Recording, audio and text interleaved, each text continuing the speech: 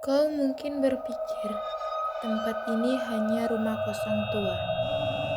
Tapi kunci itu membawa kami kembali ke masa saat segala pintu belum sempat ditutup.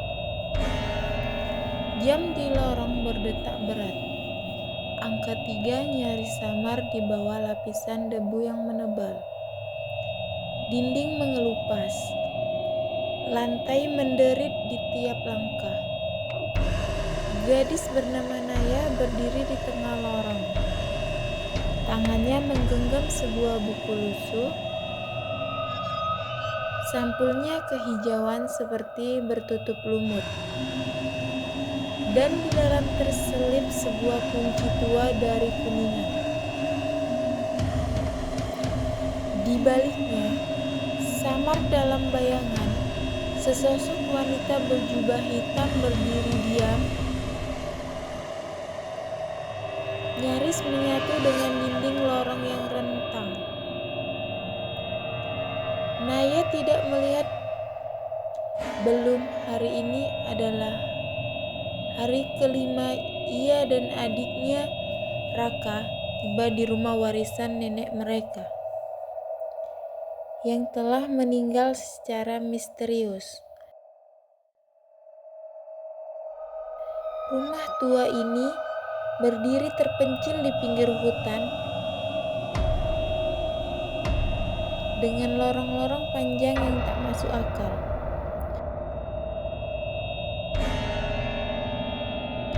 Seakan menyesatkan siapapun yang berjalan di dalamnya. Aku terus mimpi tentang kunci ini, bisik Naya kepada dirinya sendiri. Dan pintu di bawah tangga. Ia membuka buku itu di halaman pertama. Hanya ada satu kalimat yang berbunyi, saat lonceng berdetak 3, pintu akan terbuka. Jangan pernah memanggil nama yang kau baca berikutnya.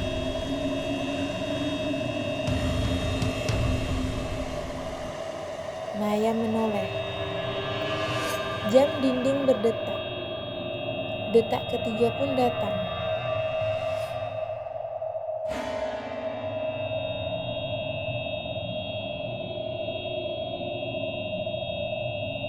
Dentang.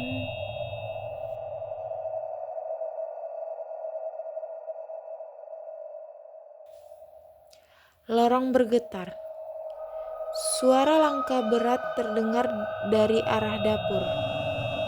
Bukan suara adiknya, bukan suara manusia. Raka sedang menggambar di ruang tamu.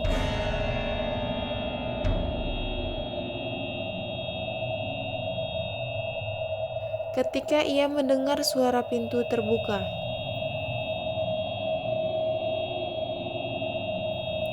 Ia memanggil, Naya. Tak ada jawaban. Yang ia dengar malah seperti bisikan,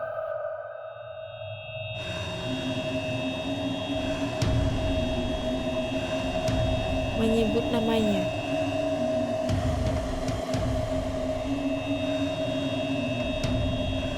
Dari arah bawah tangga.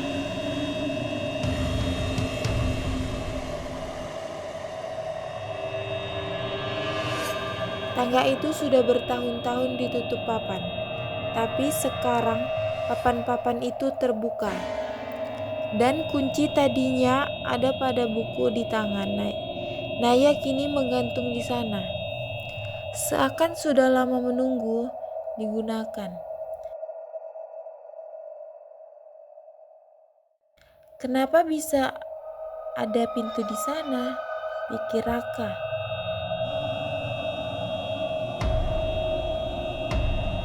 Saat ia menyentuh kenopi pintu itu, hawa dingin menyelimuti tangannya.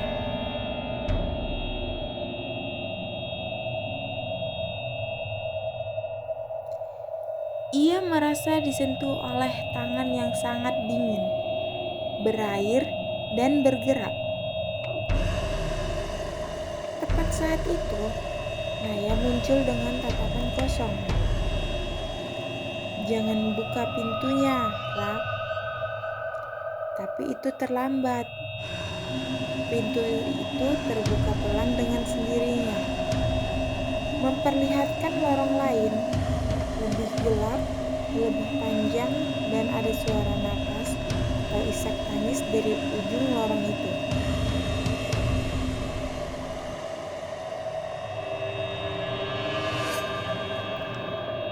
Bahkan, lemari tua di ruang makan terbuka sedikit, memperlihatkan pakaian-pakaian lama yang tidak mereka kenal. Raka menanyakan sesuatu yang selama ini tidak berani ucapkan.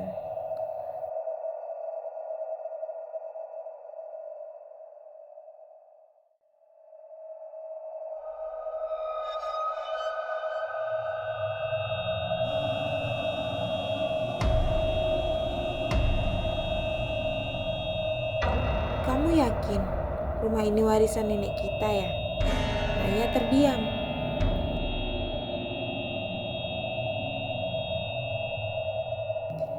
Ia akhirnya menjawab,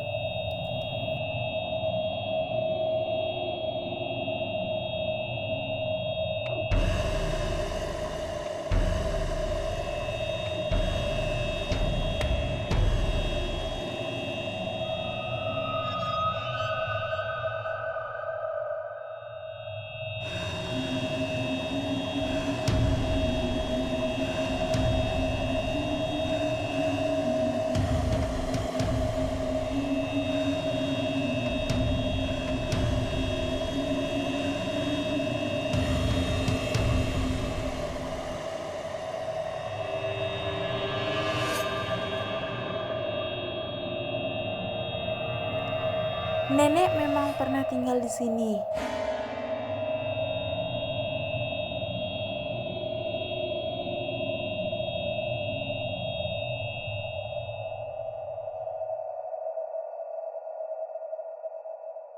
Tapi dia bukan satu-satunya yang tinggal.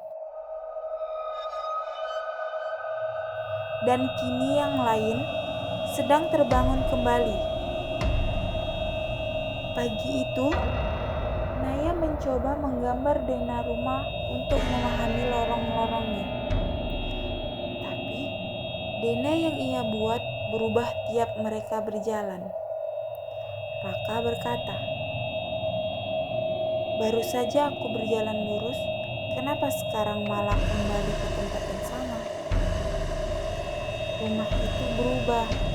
Kadang ada pintu yang kemarin tidak ada. Kadang jendela yang dulu menghadap taman, kini menghadap batu nisan. Dan tiap perubahan itu, mereka mendengar gemaman. Kadang jelas, kadang seperti suara anak kecil menangis.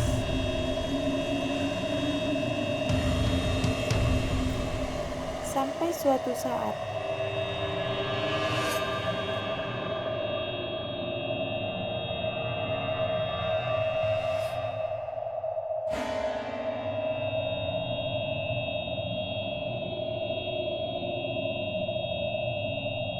Raka membuka salah satu pintu yang baru muncul di lorong dan menemukan diri Naya di dalamnya. Tengah menatap kosong ke dinding, padahal Naya yang aslinya berdiri di belakang Raka.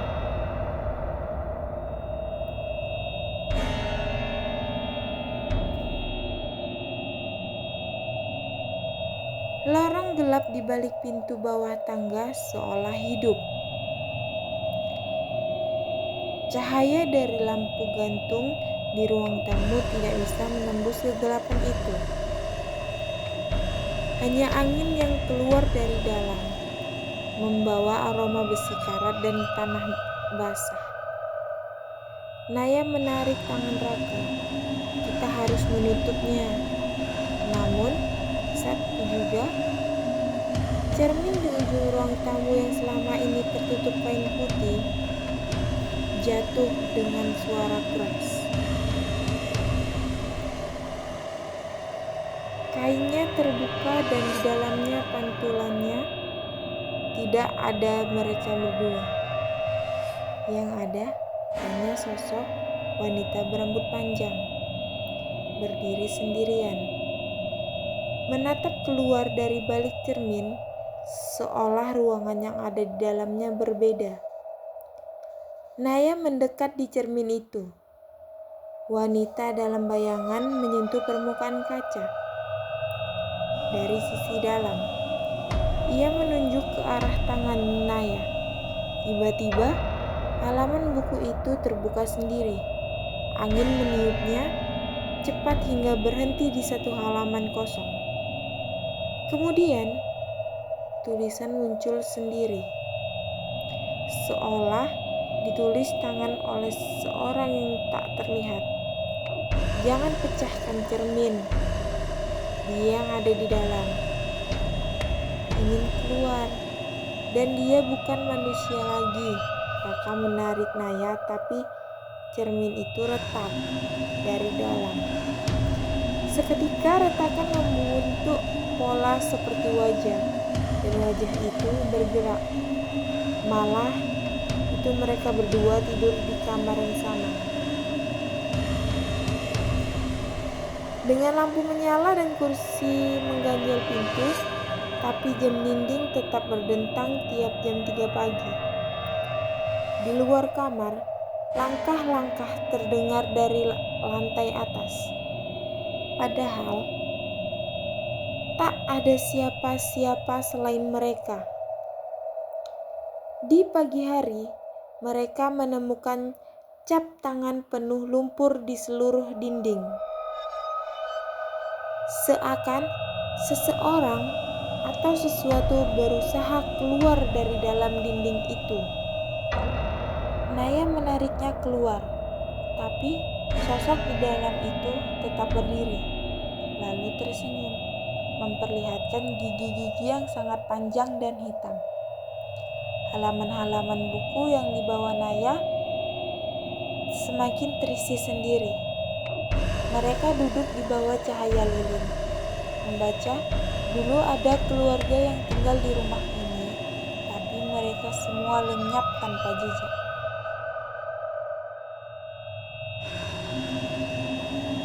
Satu persatu, setelah seorang anak membuka pintu di bawah tangga, anak itu tidak pernah ditemukan.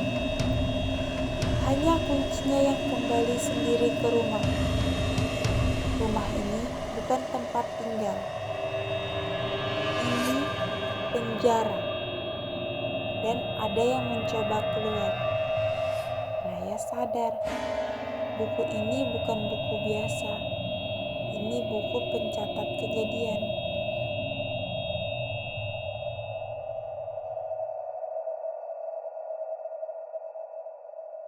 Dan mereka kini sedang ditulis di dalamnya.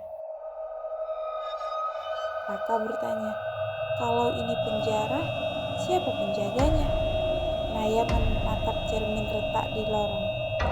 Sosok berjubah hitam ini kini berdiri lebih dekat, hanya beberapa langkah dari mereka. Naya dan Raka mulai kehilangan jejak waktu. Kalender di dapur tetap menunjukkan tanggal yang sama.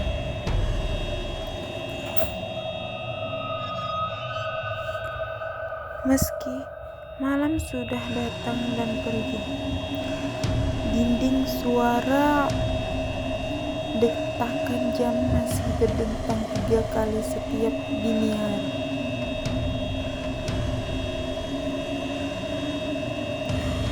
Mereka memutuskan untuk membakar buku ini, tapi buku ini tidak bisa terbakar. Api menyentuhnya, namun hanya udara yang terasa panas. Halamannya tetap utuh. Di dalam satu halaman baru, kini muncul peta kasar, seperti lorong bawah tanah. Tapi yang membuat mereka gemetar, peta ini memperlihatkan posisi mereka saat ini, dengan 2 titik merah dan 1 titik hitam perlahan bergerak mendekat. Dia tahu kita membaca, gumam Naya. Mereka memutuskan untuk pergi dari rumah itu. Tapi saat pintu depan dibuka, mereka kembali masuk ke lorong yang sama. Rumah itu tidak mengizinkan mereka keluar. Dunia di luar berubah. Dan dunia luar tak lagi terhubung. Pintu menuju taman kini hanya menampilkan kabut tebal dan siluet sosok yang terus berdiri diam di kejauhan. Raka mulai berubah. Ia berbicara sendiri, kadang mengumam dalam bahasa yang tidak dikenali. Matanya sering kosong, dan ia mulai mencoret-coret dinding dengan tanda-tanda yang tak mereka hapus.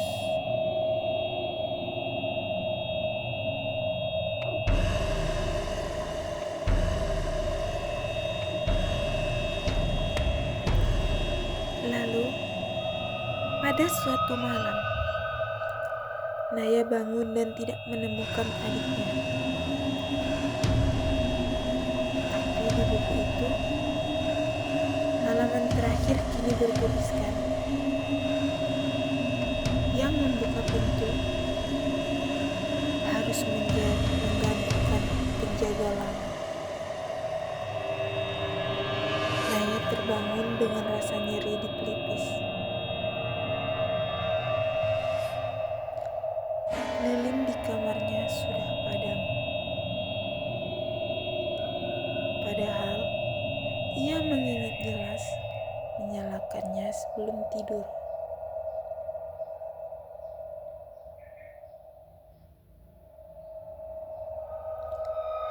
Udara terasa lebih dingin dari biasanya, dan suara detakan jam sudah tidak terdengar. Ia bangkit perlahan, memanggil pelan, "Raka." Tak ada jawabannya. Ia menyusuri satu lorong dengan senter kecil. Tapi wajah-wajahnya dihapus, digosok kasar, disilet, atau terbakar sebagian.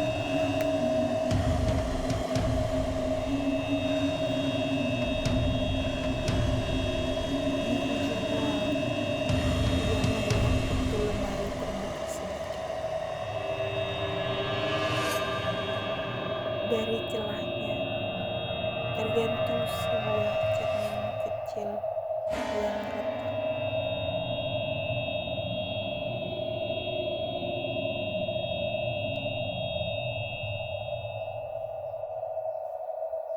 Dan di dalam pantulan cermin itu, ia melihat Raka berdiri di belakangnya. Tapi saat Naya menoleh, lorong itu kosong. Di halaman buku di tangan Naya bergetar. Halaman baru terbuka sendiri.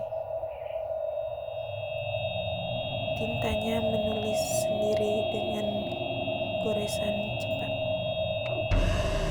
Raka kini berada di ruang tertutup bersama penjaga Nana. Hanya satu yang bisa keluar. Naya menangis. Tapi ia tahu kalau ia menyerah, Raka akan terperangkap selamanya. Lalu, buku itu kembali berubah. Halaman selanjutnya memperlihatkan benah baru yang belum pernah muncul.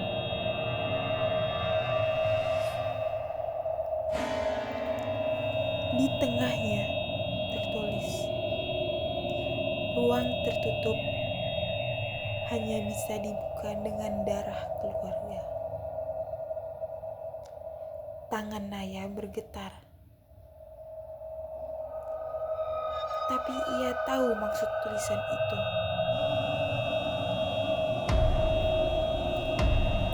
Ia menggigit ujung jari, meneteskan darah ke halaman itu.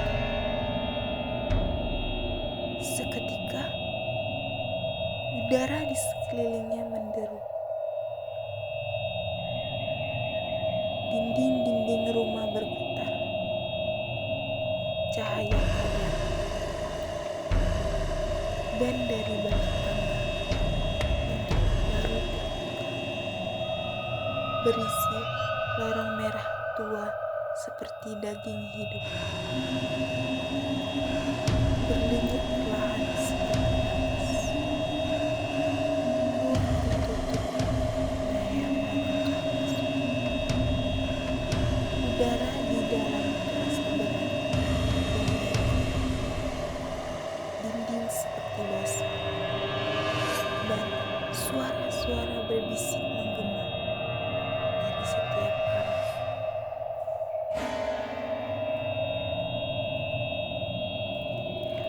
Kamu bukan yang pertama. Dia sudah lama menunggu. Berikan satu, selamatkan satu.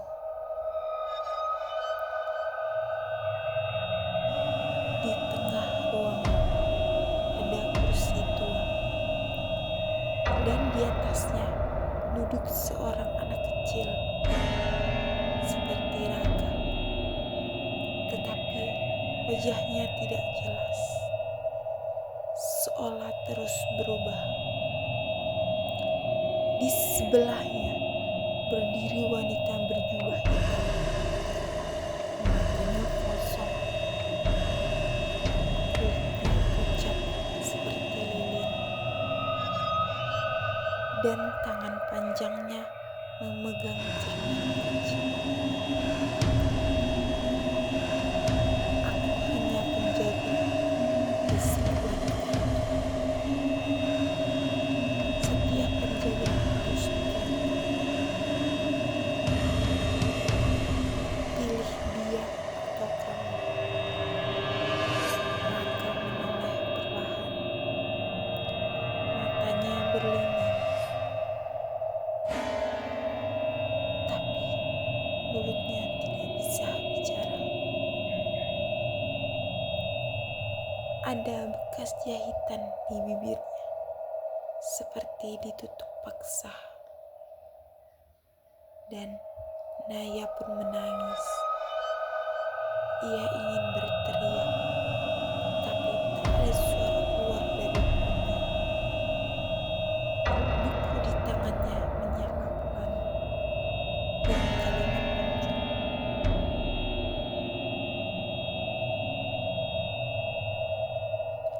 Bila kau memilih untuk menggantikannya, dia akan bebas, dan kau menjadi cermin.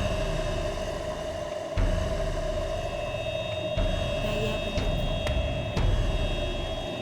Ia memeluk Raka dan berkata dalam hati, "Kamu hanya salah satu yang bisa keluar. Biarkan itu kamu." Saat itu juga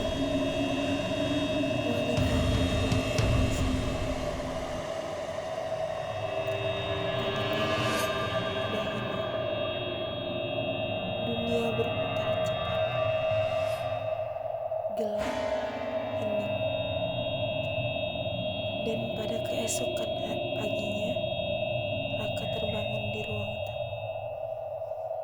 Rumah itu sunyi. Pintu-pintu kembali normal. Buku itu ada di pangkuannya tertutup. Tidak bergerak. Tetapi Naya tidak ada yang memanggil-manggil. Tapi hanya angin yang menjawab. Lalu ia melihat cermin di ujung lorong. Kini sudah utuh tanpa retakan. Dan di dalam cermin itu, Naya mengenakan jubah hitam. Ia tidak bergerak, tidak bicara, tapi perlahan ia tersenyum. Dan satu air mata jatuh di pipinya dari balik cermin.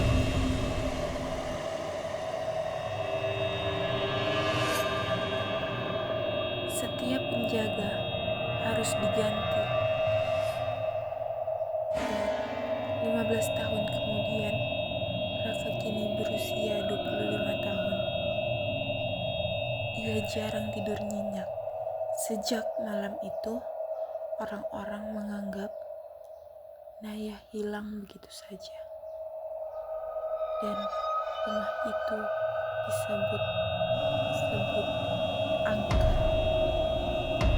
Lalu dibiarkan terbengkalai. Namun malam-malamnya selalu dipenuhi mimpi tentang cermin, tentang detakan jam, dan suara Naya memanggil dari balik lorong. Maka sudah waktunya kembali.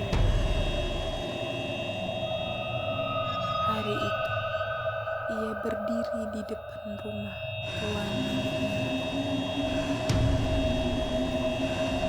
Catnya lebih pudar dari terakhir ia lihat. Beberapa jendela retak, dan tanaman liar menutupi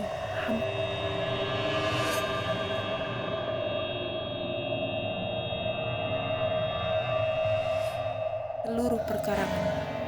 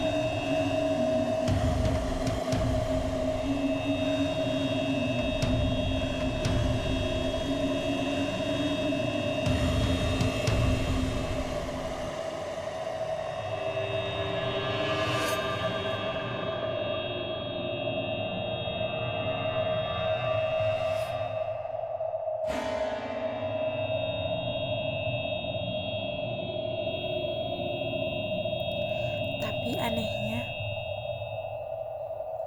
pintu depan tidak terkunci.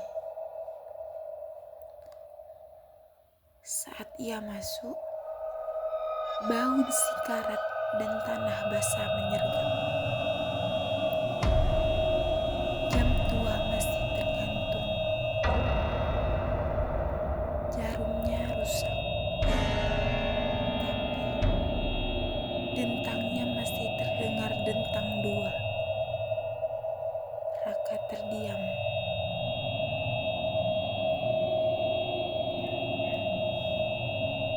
Tangannya bergetar. Ia menyusuri lorong, perlahan setiap langkah, seperti menarik masa lalu keluar dari dirinya.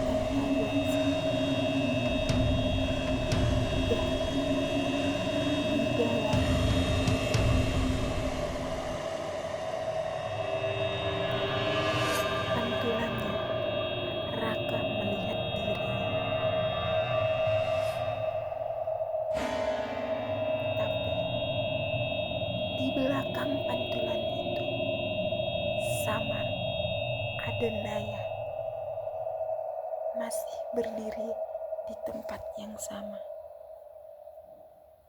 tak berubah.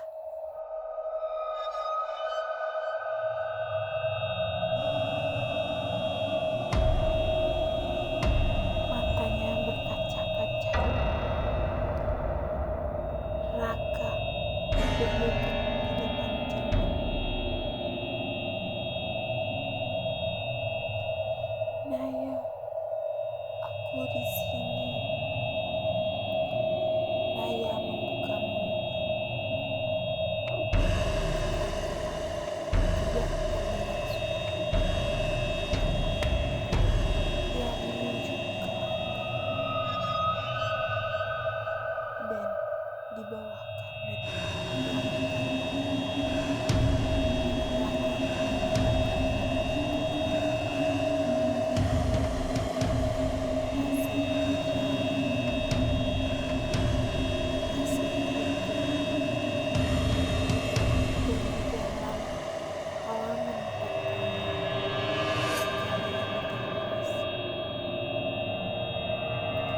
jika kamu ingin membebaskan mantramu,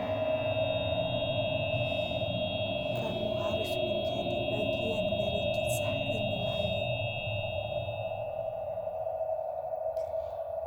Raka mencoba membakar buku itu seperti dulu, tapi api tak bisa menyentuhnya.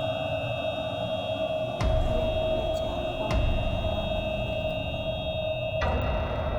Kini buku itu seperti menulis ulang cerita, tapi dari sudut pandang baru tertulis. Ia yang melihat keluar tidak benar-benar lepas.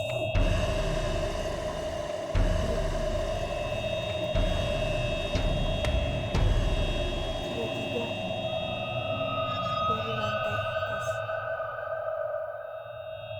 terdengar suara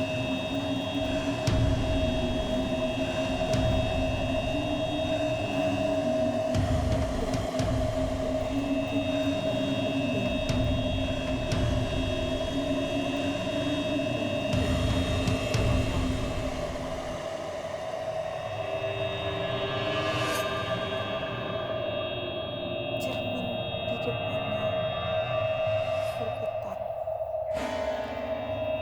Pantulan Naya mulai berubah.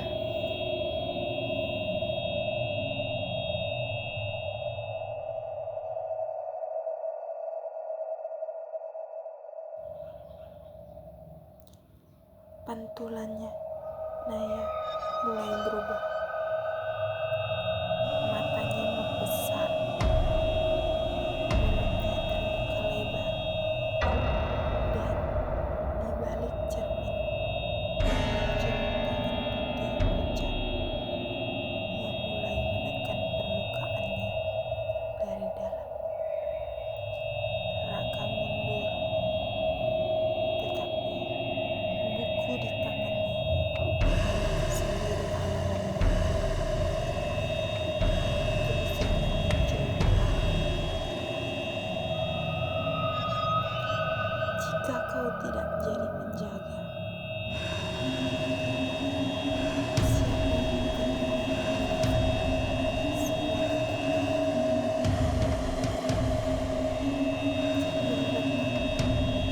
Udara menjadi perlahan.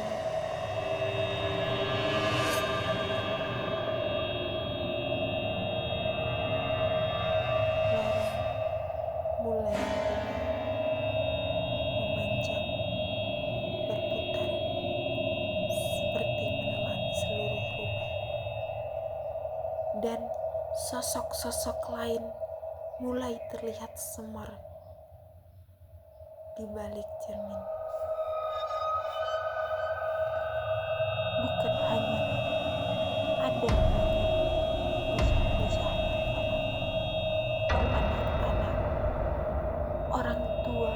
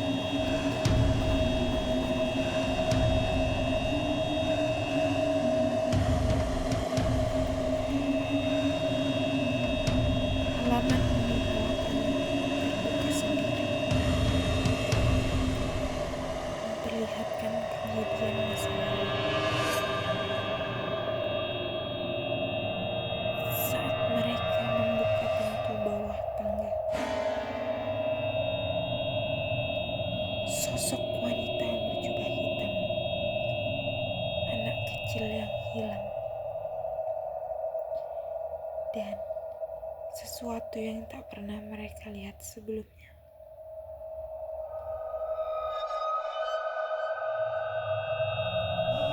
Gambar Naya duduk di kursi kayu dalam lingkaran simbol, dan di sekelilingnya berdiri 4 sosok berjubah gelap. Halaman terakhir terbuka sendiri. Ada tulisan yang sangat kecil.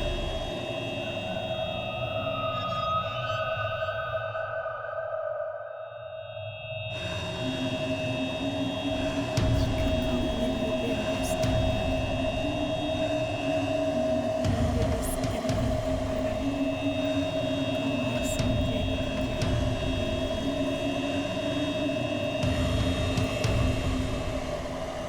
pena yang bisa menuliskan dan itu disembunyikan di ruang tanpa waktu. Raka mengikuti petunjuk samar yang muncul. Simbol kecil di pojok halaman. Ia menyusuri lorong yang dulu tertutup oleh dinding lemari tua, tapi kini terbuka, dan di dalamnya gelap sempurna. Tak ada suara, tak ada dinding, hanya lantai kayu basah yang seperti mengapung di kelompoknya. Ia berjalan pelan hingga menemukan meja kecil. Di atasnya pena hitam dari tulang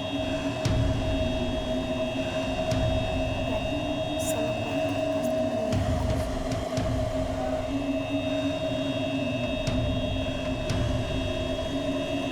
saat ia menyentuh pena itu, seluruh dunia mendadak menyala. Jam di rumah berhenti berdentang. Kabut berhenti bergerak. Cermin tak lagi memantulkan apapun. Lalu, sosok wanita berjubah hitam muncul dari balik kegelapan. Tapi kini ia tidak marah. Ia untuk berbicara pertama kalinya. Dengan pena itu, kaus ubah masa depan. Hancurkan masa lalu.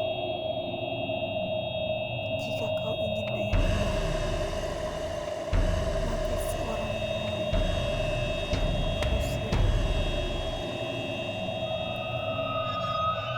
Raka memegang pena itu. Ia melihat selembar tusuk. Tangan mulai bergerak. Naya keluar dari cermin.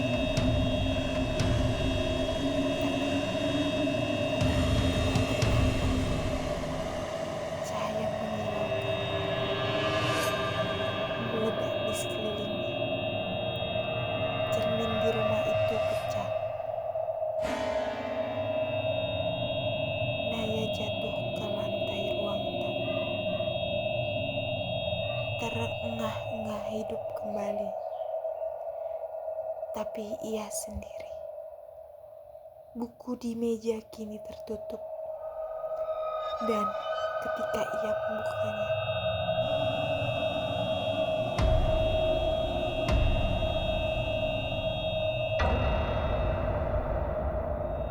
halaman